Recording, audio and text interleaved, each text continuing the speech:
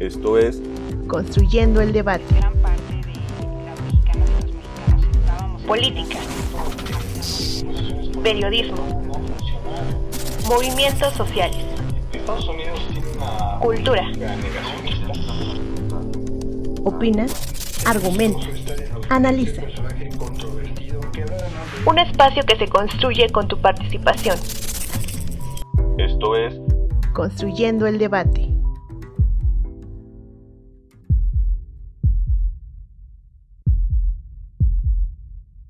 El programa nuclear de Irán se remonta a finales de los años 50 del siglo pasado. Desde entonces, el país ha sido sancionado por las diferentes organizaciones internacionales, además de posicionarse en la mirada de múltiples países que desde cierto punto consideran las actividades iraníes como amenaza. Es hasta 2015 que Irán, junto con China, Estados Unidos, Francia, Inglaterra, Rusia y Alemania, lograron llegar a un acuerdo para limitar el programa nuclear iraní a cambio de levantar las sanciones internacionales y multilaterales impuestas desde el año 2010. En aquel año, los acuerdos se concentraron en los siguientes puntos.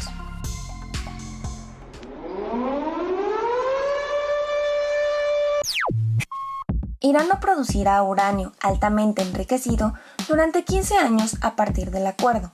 Irán se deshará del 98% del material nuclear que posee. Irán eliminará 2/3 de las centrifugadoras que tiene instaladas. Las potencias podrán verificar por primera vez el grado de cumplimiento del acuerdo. A cambio, Naciones Unidas levantará todas las sanciones que pesan sobre Irán vinculadas al programa nuclear, principalmente económicas. Antes de comenzar el levantamiento, Irán deberá cumplir con los pasos básicos del acuerdo. Sin embargo, en 2018, Trump solicitó un nuevo acuerdo donde exigía detener el programa de misiles balísticos de Irán y su participación en conflictos regionales. Frente a la negativa del país de Oriente, el presidente estadounidense decidió abandonar el acuerdo y restableció las sanciones sobre Irán, causando así una gran crisis económica al gobierno iraní. Desde que se endurecieron las sanciones en 2019, Irán ha actuado para detener las inspecciones internacionales de sus instalaciones nucleares y ha intensificado el enriquecimiento de uranio, incumpliendo el acuerdo. No obstante, con la llegada del gobierno de Biden al país norteamericano, la comunicación con Irán se ha entablado de nuevo con el objetivo de retomar las negociaciones en conjunto con Francia, el Reino Unido y Alemania.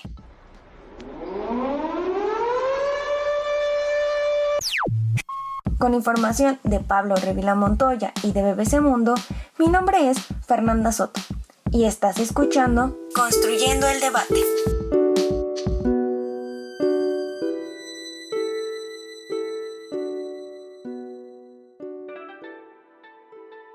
Hola, ¿qué tal? Les saluda Cristian Mariscal y esto es Construyendo el Debate, el podcast de la Facultad de Ciencias Políticas y Sociales de la UNAM que podrán escuchar todos los miércoles.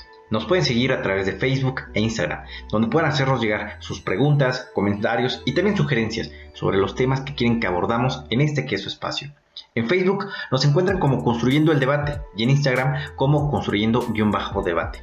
Si nos están escuchando a través de redes sociales, recuerden que pueden encontrar este podcast en el canal de YouTube de Construyendo el Debate, así como en Spotify. No olviden escucharnos, suscribirse y regálanos un like. En el episodio de esta semana hablaremos sobre un tema muy interesante, el futuro sobre el acuerdo nuclear con Irán. Para esto tendremos como primer invitado al destacado doctor Moisés Garduño García. Actualmente es profesor titular adscrito al Centro de Relaciones Internacionales de la Facultad de Ciencias Políticas y Sociales. Estimado doctor, y justamente para poder darles un poco más de contexto a nuestro auditorio sobre este tema del acuerdo nuclear con Irán, me gustaría plantearle esta pregunta: ¿cuáles fueron las condiciones para que Donald Trump se saliera del acuerdo nuclear con Irán y qué consecuencias tienen las sanciones que le aplicó al país de Oriente?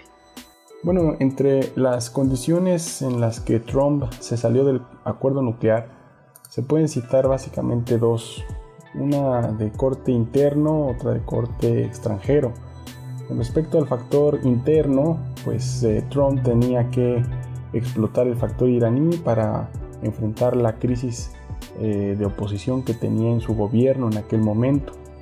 Esto fue en mayo del 2018 cuando Donald Trump pues explotó toda esta distracción a propósito de Irán para mantener el apoyo de grandes empresarios que apoyaron a su campaña en aquel momento, tales como Sheldon Adelson, incluso Paul Singer o Bernard Marcus, quienes junto con un lobby importante de corte sionista cristiano se constituyeron como una buena parte de su base social. Una buena parte de esa base social representó un apoyo económico para él, para su campaña, y pues tenía también que fungir ahí pues algún tipo de compensación con respecto a la política en Irán. No fue casual, por ejemplo, que los mayores respaldos internos para Trump ante la salida del acuerdo con Irán provinieran justamente de esos sectores, ¿no?, que se fortalecieron justo con la llegada del asesor de seguridad nacional en aquel momento también de Trump, que fue John Bolton, conocido por su cercanía con el grupo de oposición armado, los Mujahideen-e-Khalq. Y con respecto al factor externo, pues obviamente es la alianza con Israel y con Arabia Saudí, particularmente con el entonces primer ministro Benjamin Netanyahu y el príncipe heredero Mohammed bin Salman, quienes pues presentaron fuertes demandas en términos de pues una iranofobia con respecto a la zona del Medio Oriente, y que además también ellos representaban una fuerte punta de lanza de la política norteamericana en la región con la llegada de Trump, ¿no?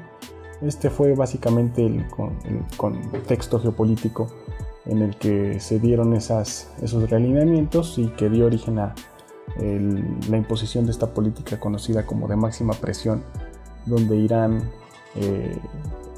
pues estuvo aguantando nuevas sanciones económicas impuestas por parte de Donald Trump, las mismas que pasaron por el Congreso, además de suspender una serie de negocios que ya se habían consolidado entre los iraníes y diversas empresas transnacionales europeas, particularmente en Francia y Alemania, quienes buscaban en medio de esta crisis mercados para diversos productos de corte aéreo, en el sector automotriz, autopartes, partes de avión y también algunas empresas farmacéuticas, ¿no? Eso fue básicamente la principal consecuencia de la salida de Estados Unidos de manera unilateral de este pacto. Claro, sin duda Donald Trump fue un personaje bastante polémico que ocupó a su favor y para su perfil político cada una de las situaciones tanto internas de Estados Unidos como en este caso las externas, y que las intentó ocupar para catapultarse en su plataforma electoral, desde luego buscando también el tema de su reelección, que bueno, como vimos no salió del todo positiva y que bueno, pues hoy finalmente dejó también consecuencias. Adicionalmente, doctor Moisés, me gustaría plantearle quiénes son los actores políticos, económicos que están involucrados en este pacto y cuáles son sus intereses actualmente. Cuando hablamos del pacto nuclear tenemos que hablar de aquel acuerdo que se firmó en 2015 entre Irán y el G5+1. El grupo G5+1 está conformado por Estados Unidos, Gran Bretaña, Rusia, la Unión Europea, Alemania, Francia y China. Y obviamente pues cada uno de estos actores tiene intereses muy distintos con respecto a Irán y al conflicto. El punto más álgido, el más tenso de esta relación de estos actores es el de Estados Unidos e Irán. Irán está básicamente aspirando a que se le reconozca su derecho de enriquecer uranio como firmante del Tratado de No Proliferación Nuclear y de los protocolos adicionales también. Y claro, el levantamiento de sanciones económicas por parte de Estados Unidos, las cuales se impusieron desde 1979. Por su parte, Estados Unidos pues ha estado siempre dudando de la naturaleza pacífica de este programa nuclear, que si bien Irán tiene derecho a enriquecer uranio como cualquier país firmante del TNP, pues sí tienen ciertas dudas de que al momento de que Irán controla el famoso ciclo nuclear en el que puede enriquecer uranio del 3 al 20%, una vez alcanzado ese conocimiento es muy fácil enriquecer uranio a más de 20% e incluso irse hasta 90%, que es el porcentaje necesario para construir una bomba. Esa es básicamente la duda que tiene Estados Unidos de que Irán esté enriqueciendo uranio de manera pacífica, y obviamente pues también los iraníes dudan de los Estados Unidos en el momento en el que, si no tienen esta capacidad disuasiva, es decir, no tienen la bomba pero tienen la capacidad de hacer la bomba, pues entonces, si no la tienen, esta capacidad disuasiva, Estados Unidos podría perfectamente hacer una intervención militar tal como lo ha hecho en los países vecinos de Irán, tratándose del caso iraquí desde el año 2003 y del caso afgano en el año 2001. Hay otros intereses de corte económico, particularmente en Europa, los cuales aspiran a que si a Irán se le levanten estas sanciones económicas, pues los europeos puedan empezar a vender diferentes artefactos de corte de seguridad aeronáutica que necesita Irán, medicinas, autopartes, cosas que Irán no puede fabricar al nivel que ellos quisieran y que dependen muchas veces de los grandes productores transnacionales europeos como Airbus, por ejemplo, quien había ya comprometido una flotilla importante de aviones, una de las cuestiones más débiles que tiene Irán hoy en día después de la firma de ese pacto, ¿no? Obviamente los intereses de Rusia y China son intereses geoestratégicos, también económicos. La Unión Europea está sobre todo como un facilitador junto con otros países que no están en el pacto, pero que fueron muy importantes para la consecución del mismo, países como Omán, países como Qatar, que fueron países, sobre todo el Sultanato de Omán, donde se llevaron a cabo pláticas secretas antes de llegar a la firma del acuerdo. Fue un país muy importante para llegar a eso. No está en el G5+1 como facilitador, pero sí fue un país muy importante para llegar a ese pacto.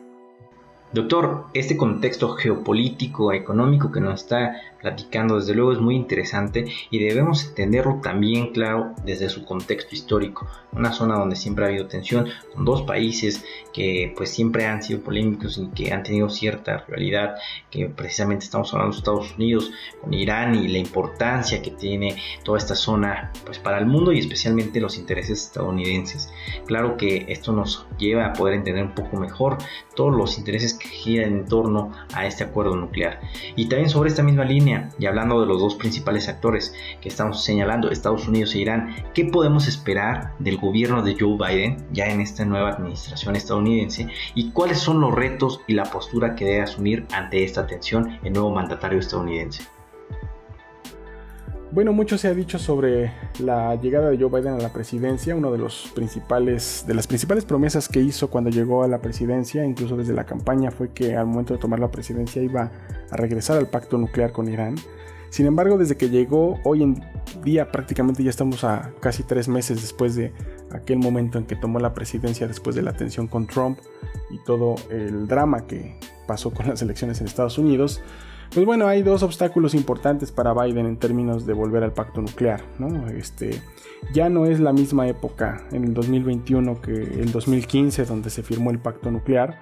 Ahora estamos ante preocupaciones de corte regional, de corte económica. La pandemia también fue algo que impactó la economía de la región y Biden quiere utilizar este regreso al pacto nuclear para que Irán dé más concesiones. Particularmente se habla de incorporar la cuestión de los misiles, que es el programa de seguridad más importante de Irán, porque el programa de misiles iraníes pone en serias preocupaciones a actores aliados de Estados Unidos en la zona, particularmente a Israel y a Arabia Saudí, particularmente a Mohammed bin Salman, el príncipe heredero de este reino saudí. En tal sentido, Irán pues, se ha negado a incorporar algo que no había negociado en el año 2015.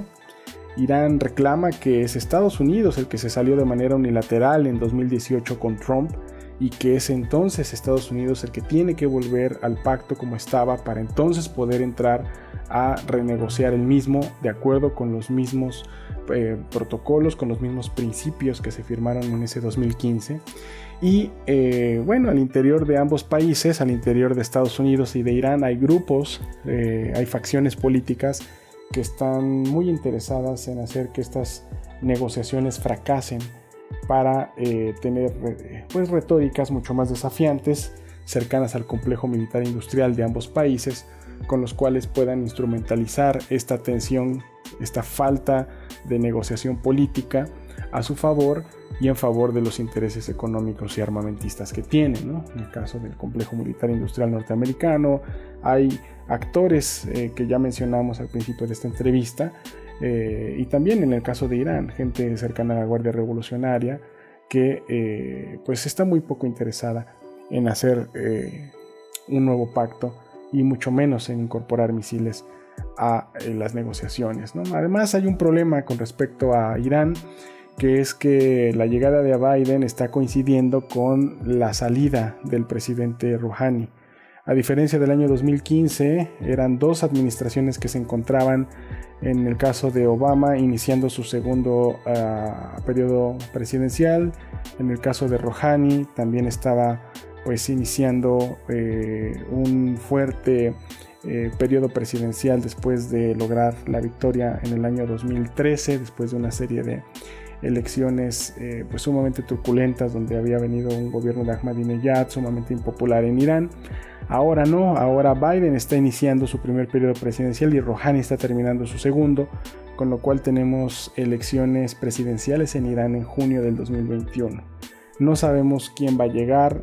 Las facciones cercanas a Hassan Rouhani, la famosa ola morada, están totalmente debilitadas, y con ello hay una muy fuerte probabilidad de que las facciones políticas cercanas a los grupos que no quieren negociar con Estados Unidos lleguen al poder en la República Islámica de Irán, ¿no? Particularmente se ha hablado de gente cercana a quien actualmente es el jefe del Poder Judicial en Irán. Y con esto también algunos candidatos a la presidencia cercanos a la Guardia Revolucionaria, que hasta hoy en día ya han levantado la voz como una promesa de campaña, no negociar con Estados Unidos. Entonces esos son problemas que estamos viendo actualmente, además de ataques de manera desproporcionada, asimétrica, lo que se llama guerra de sombras por parte de Israel. Supuestamente se les ha achacado diferentes iniciativas para tronar las negociaciones con Biden. Podemos citar el asesinato de Mohsen Fakhrizadeh, por ejemplo, a principios de este 2021, además del reciente ataque a la planta de enriquecimiento de uranio de Natanz, esto en el mes de abril de 2021. Entonces ahí hay varios grupos, varios obstáculos que, si en verdad Estados Unidos e Irán quieren volver a la mesa de negociaciones, pues tendrán que superar.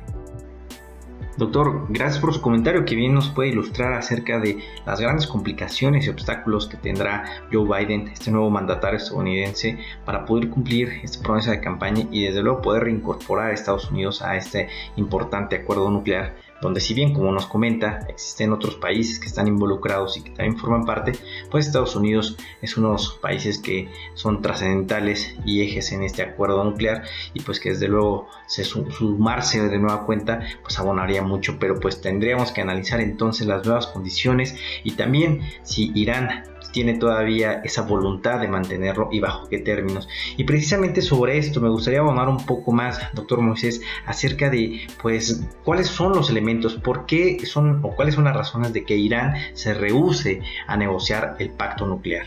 Bueno, como le decíamos, es una cuestión de estrategia también, ¿no? No es que se rehúse a renegociar el pacto nuclear, lo que pasa es que él sigue en el pacto nuclear que Estados Unidos dejó en el año 2018 con Trump. De hecho, como acabamos de decir, el pacto no se reduce a lo que haga Estados Unidos o deje de hacer. Ciertamente es un actor muy importante para garantizar ciertas estructuras de seguridad, pero también recordemos que en el pacto del año 2015 sigue vigente, sigue Irán ahí, siguen actores como China, como Rusia, como la Unión Europea, Francia y Alemania. Y bueno, a pesar de que ha habido algunas actividades que han puesto a tambalear ese pacto del 2015, como por ejemplo que Irán haya anunciado en abril del 2021 que va a enriquecer uranio a un nivel del 60% después del ataque a la planta de Natanz en ese mismo mes, pues a pesar de eso el pacto todavía sigue vigente hasta no ver unas nuevas negociaciones.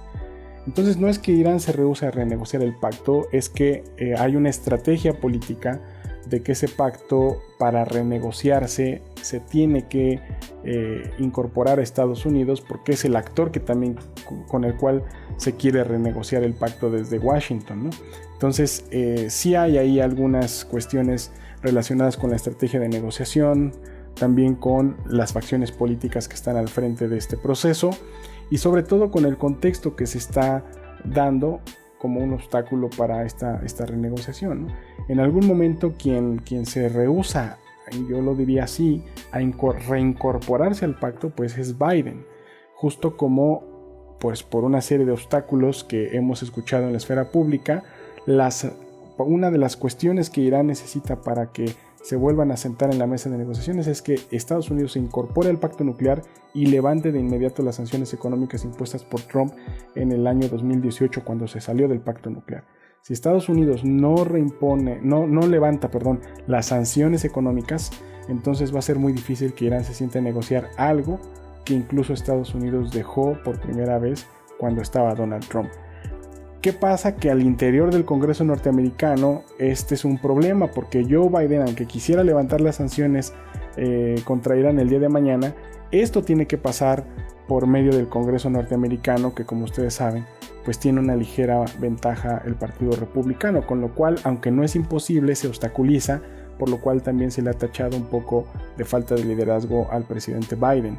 Entonces son varios problemas al interior, incluso también en el Congreso iraní también se han lanzado propuestas de no volver al pacto nuclear, de condenar a Rouhani por negociar algo con una administración en la cual no se podía confiar desde el segundo periodo de Obama. Es decir, hay también que considerar las estrategias domésticas de los congresos respectivos y ver eso como un obstáculo, más que solamente juzgar lo que pasa en la esfera pública con base en lo que digan o no los presidentes. Bueno, doctor, desde luego Irán puede jugar un papel muy relevante y pues también usar como comodín esos aspectos duales en los que él puede fungir como victimario o víctima también, o este papel de Estados Unidos como policía bueno, policía malo. Desde luego puede jugar un rol muy interesante, sin duda sin dejar de tomar en cuenta, pues como usted nos lo señala, ese contexto local, el contexto de casa de cada uno de los dos países y también con su evolución política, que es lo que va a estar determinando. Y bueno, para finalizar con su participación, doctor, me gustaría preguntarle también ¿qué es más conveniente? ¿Renegociar el acuerdo de 2015 o bien renegociar un nuevo acuerdo, y a qué precio sería esto? En este sentido, bueno, lo más conveniente en términos hay que ver para quién, ¿no? Pues obviamente para Estados Unidos y sus grupos que encabezan la administración Biden hoy, lo más conveniente va a ser hacer un nuevo pacto para actualizar lo que ya se había negociado en el 2015 y además cumplir con una campaña con una promesa de campaña, ¿no?, que tenía Biden. Para Irán, pues obviamente es mucho más conveniente que Estados Unidos vuelva al pacto y que Hassan Rouhani pueda utilizar esa mesa de negociaciones con Estados Unidos como una bandera política para sus facciones que van a competir en las elecciones de junio del 2021. Entonces, preguntar qué es más conveniente siempre va a ser relativo con respecto a quién o desde dónde nosotros estemos hablando. Si nos ponemos desde el punto de vista de la sociedad civil en Medio Oriente, en Irán, en cualquier parte del mundo, desde la sociedad civil, lo más conveniente siempre será tener un pacto que garantice la paz internacional, una zona nuclear desmilitarizada, que garantice el derecho de los países en la región a tener programas nucleares, pero prohíba las armas nucleares. Y en este sentido, el pacto nuclear del año 2015, pues digamos actualizado, pero considerando todos estos aspectos, podría ser un paso muy importante para conseguir proyectos mucho más ambiciosos en futuro, como por ejemplo la zona libre de armas nucleares en Medio Oriente, que ha sido un proyecto que se ha negociado muchas veces en ámbitos multilaterales, parte de la agenda de desarme a nivel también internacional, pero que ha encontrado varios obstáculos paradójicamente en grupos y países que están fuera de este acuerdo de Irán y el G5+1, tal como ha sido por ejemplo Israel, ¿no?, quien siempre se ha opuesto paradójicamente a una zona libre de armas nucleares, aunque justamente yo considero que sí le podría convenir también incluso a Israel incorporarse a una zona libre de armas nucleares, para lo cual se tendría que desmilitarizar su programa nuclear y todo lo que hay en Dimona y ese famoso reactor nuclear que tiene Israel, y cambiar su política de ambigüedad que tanto daño ha hecho al Medio Oriente, ¿no? Entonces, con un pacto como este, pasos agigantados hacia zonas libres de armas nucleares en términos de una búsqueda de una política regional podrían obligar a ciertos actores a renunciar a esta opacidad estratégica, y eso iría de la mano con fuertes convicciones de la sociedad civil no solamente en estos países, sino en todos los países que componen la región, y esto ya es algo que se ha implementado incluso aquí en América Latina. Tenemos desde el Tratado de Tlatelolco una zona libre de armas nucleares en toda América Latina, considerando la peligrosidad que implica tener a un país nuclear como Estados Unidos y sobre todo nosotros como México, que tanto buscamos esa zona libre de armas nucleares. Lo mismo pasó en Asia Central, lo mismo tenemos en el continente africano, que es un continente libre de armas nucleares, o algunas otras zonas libres de armas nucleares, como las tenemos también en Asia, ¿no? Ahora creo que sería un punto importante imaginar al Medio Oriente con una zona libre de armas nucleares, y para eso pues se tiene que resolver la cuestión iraní, y por eso es muy importante tener un pacto cumplible, verificable y sobre todo estable a largo plazo para alcanzar estos objetivos. Y en este segundo bloque también nos acompaña una destacada académica, la maestra Marcela Álvarez Pérez. Ha trabajado en proyectos de investigación sobre redes sociales y movimientos políticos juveniles en el Medio Oriente, así como política interna iraní y política exterior de Estados Unidos y Canadá.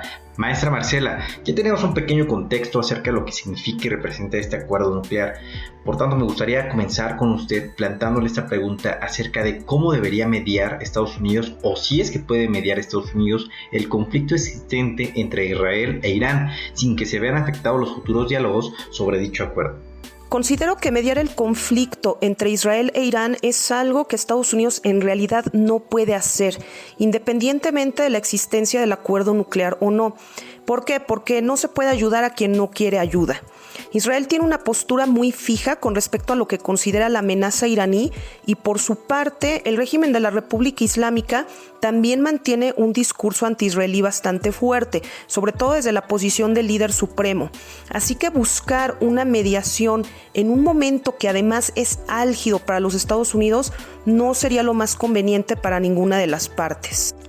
Por otro lado, a pesar de la creencia general promovida principalmente por el lobby israelí y aquellos que apoyan el proyecto sionista desde Estados Unidos, los intereses estadounidenses y aquellos del gobierno israelí no concuerdan realmente al 100%. Al contrario, en muchos sentidos, ha sido el mismo gobierno israelí el que ha jugado un papel importante para obstaculizar las intenciones y los intereses estadounidenses en la región, y prueba de ello es precisamente el acuerdo nuclear. ¿A qué me refiero con esto? Para la administración Obama, lograr la negociación con Irán fue un hito importantísimo en materia de política exterior. Sin embargo, Netanyahu no dudó en cuestionar públicamente todas estas políticas estadounidenses y al presidente a cada paso, incrementando las tensiones bilaterales entre ambos gobiernos. Eso no quiere decir que se haya interrumpido o afectado a fondo la relación, pero sí podríamos decir que hubo una erosión con respecto a la confianza y la buena voluntad entre ambos mandatarios, lo cual afectó hasta cierto punto otras conversaciones sobre cuestiones bilaterales y generó fricciones. Ahora, si bien hubo un acercamiento con la administración Trump, el hecho de que el presidente Biden ahora busque seguir con los pasos de la administración Obama, en particular con respecto al acuerdo nuclear, nos hace prever que vuelva a resurgir la tensión con Netanyahu. Para mantener bien esta alianza, tendrán que llegar a un acomodamiento en el que acepten estar de acuerdo en estar en desacuerdo. O como se dice en inglés, agree to disagree, es decir, con respecto a ciertas políticas, particularmente el caso de Irán, pues vamos a estar de acuerdo en que no vamos a ver siempre las cosas desde la misma perspectiva. Sin embargo, el principal problema que yo encuentro es que no parece haber esta buena voluntad por parte del gobierno de Netanyahu, que en vez de proponer alternativas constructivas, insiste en que se debe de tomar una postura más rígida y condenatoria frente a Irán, lo que definitivamente obstaculiza la capacidad de negociación de Estados Unidos.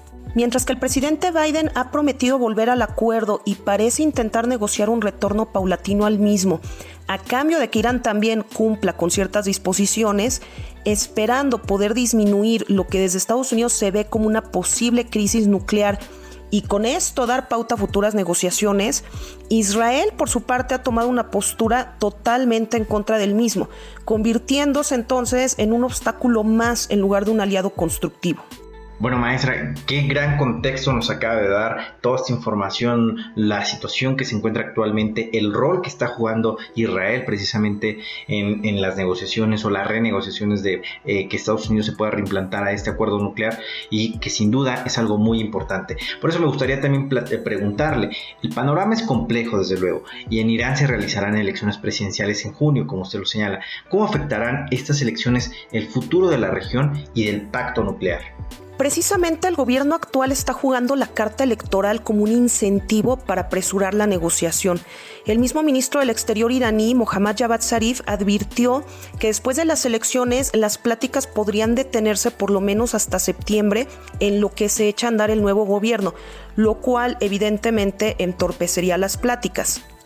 Ahora, por otro lado, no es un secreto que hay una cierta desilusión con respecto al régimen de Hassan Rouhani y lo que se ve como el fracaso de más de una década de negociaciones que había culminado en un acuerdo que en algunos sectores de Irán, sobre todo los conservadores, se vio como equivalente a rendirse ante las imposiciones occidentales, y todo para que al final fuera Estados Unidos quien rompiera el acuerdo. Es decir, el acuerdo no fue bien visto o celebrado en todas partes dentro de Irán.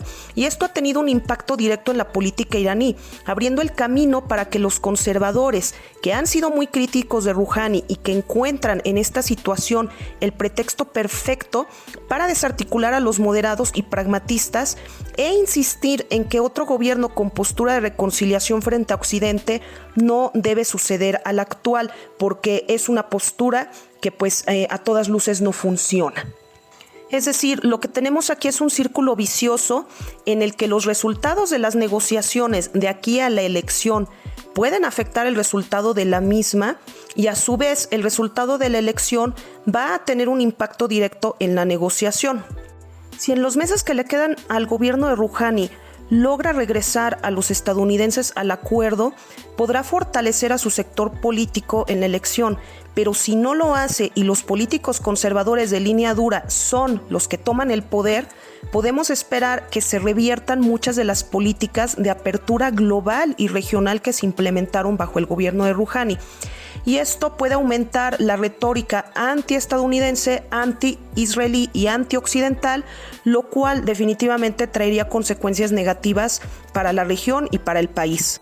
Y con esto no me refiero a que Irán vaya a tomar necesariamente una postura agresiva o militante hacia el exterior, pero hay que recordar el dilema de seguridad y que en política internacional la apariencia y el discurso son importantes.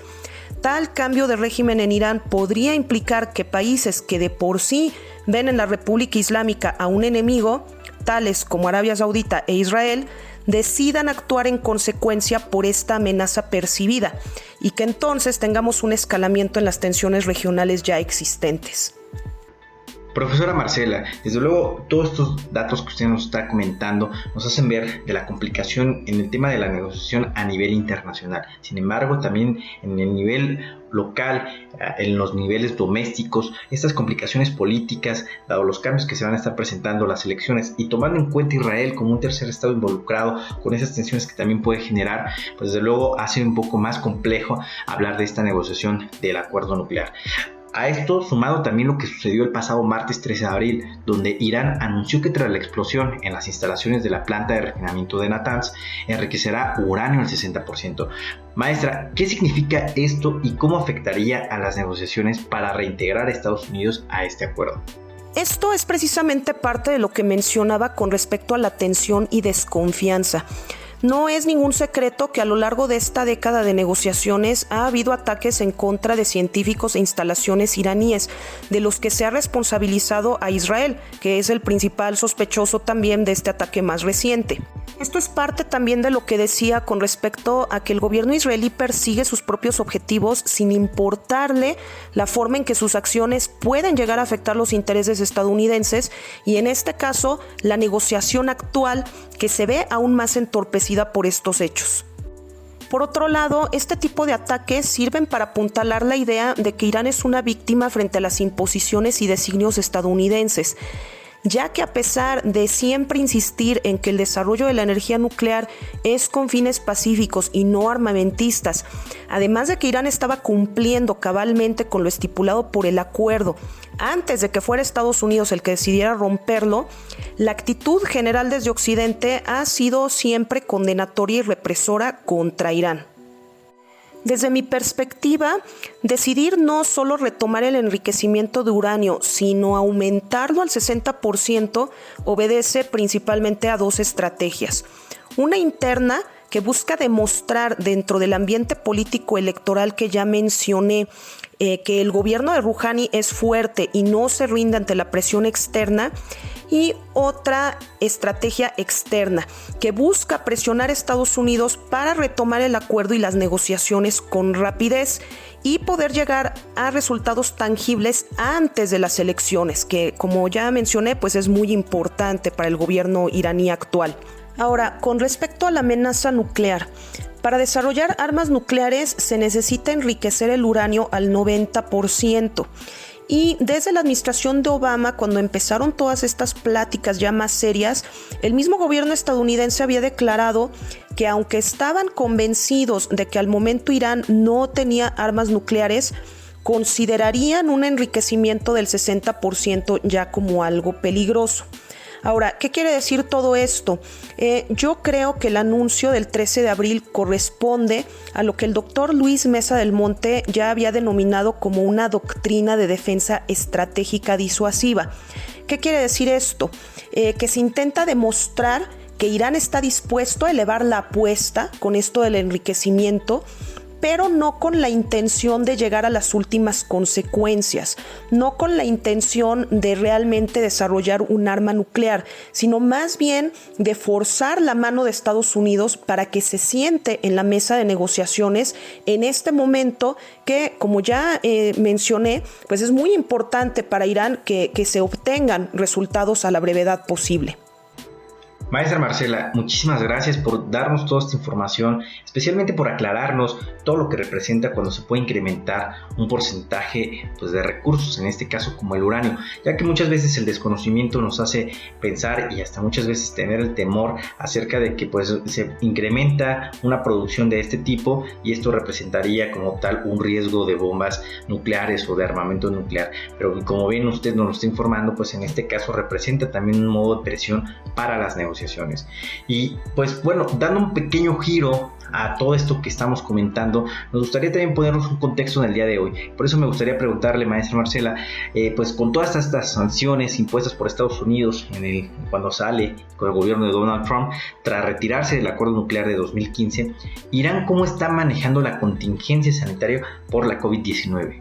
Las sanciones definitivamente han tenido un impacto fuerte en la economía iraní, que es uno de los motivos por los cuales se llegó al acuerdo originalmente desde el 2015, el peso que ya estaban teniendo estas sanciones económicas.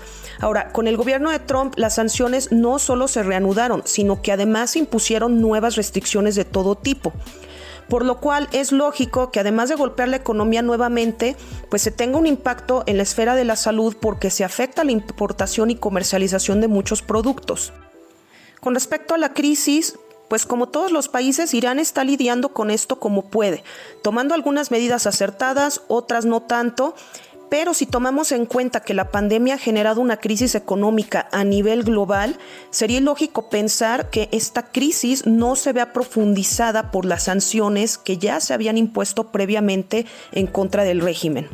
Y lo vemos claramente en la decisión que tomó el gobierno iraní de tomar la medida sin precedentes de solicitar un préstamo al Fondo Monetario Internacional para poder hacer frente a esta crisis de salud, porque sus recursos locales, tanto humanos como logísticos, económicos, se han visto superados.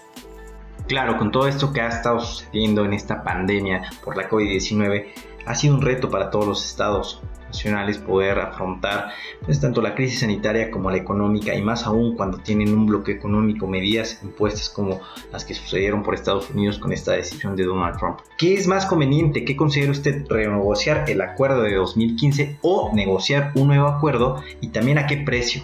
El Plan de Acción Integral Conjunto del 2015 fue un acuerdo bastante completo y complejo que, como mencioné con anterioridad, llevó más de una década de negociaciones diplomáticas llegar a él.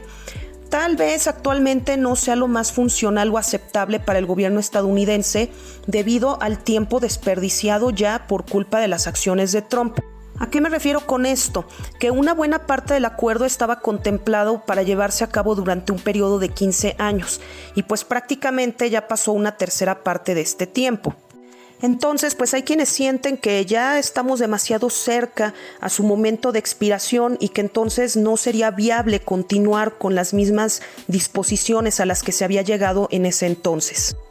Sin embargo, dadas las condiciones actuales internas en Irán y las condiciones del nivel internacional, pensar en negociar un nuevo acuerdo sería una labor titánica que desde mi perspectiva no favorece a nadie.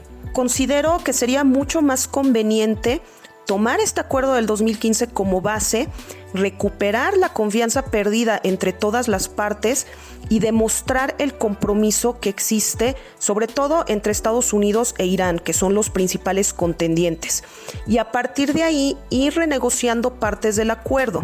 El mismo secretario de Estado, Antony Blinken, mencionó que regresar al Plan de Acción Integral tendría como principal objetivo llegar a un acuerdo más fuerte que incluya otros temas de la relación con Irán que Estados Unidos encuentra problemáticos. Ahora, el precio de regresar al acuerdo creo que se presentaría para Estados Unidos en este caso en dos frentes nuevamente.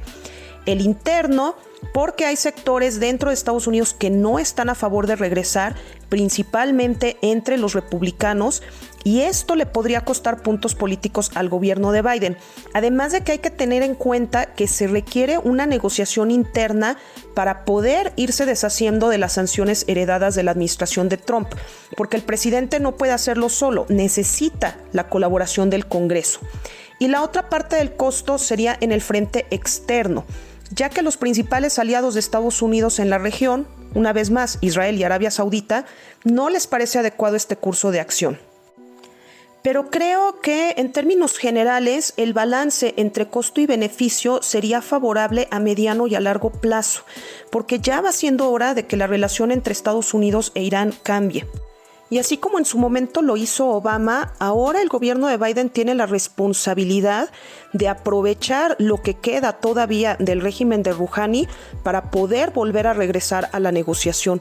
Porque efectivamente, como mencionamos ya, la cuestión de la elección este año en Irán es muy importante y este es un factor que puede determinar que las negociaciones no nada más se entorpezcan, sino que incluso puedan llegar a detenerse por completo en el futuro.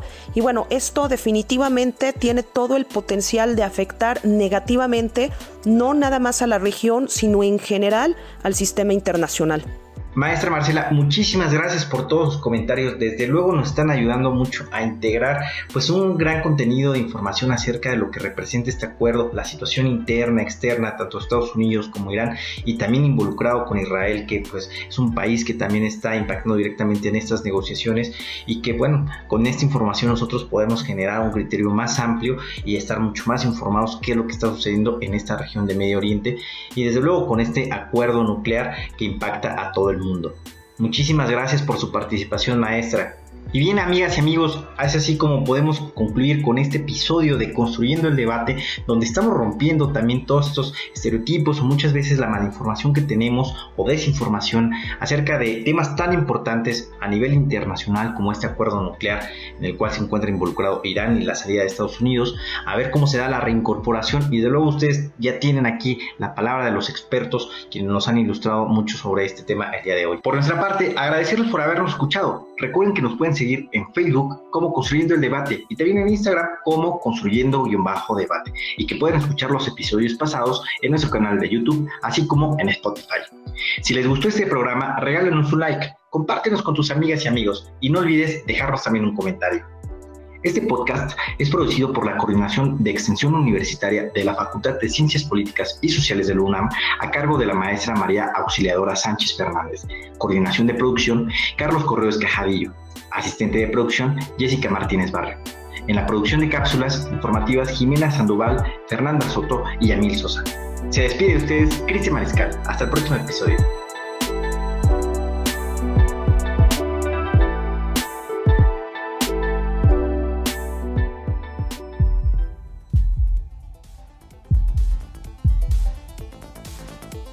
Esto fue Construyendo el debate. Pues gran parte de la mexicana Política. estábamos esperando ver hacia Periodismo. Movimientos sociales. Estados Unidos tiene una política Cultura. negacionista. Ser vistoso. Opina, argumenta, Controvertido. analiza. Un espacio que se construye con tu participación. Esto fue Construyendo el debate.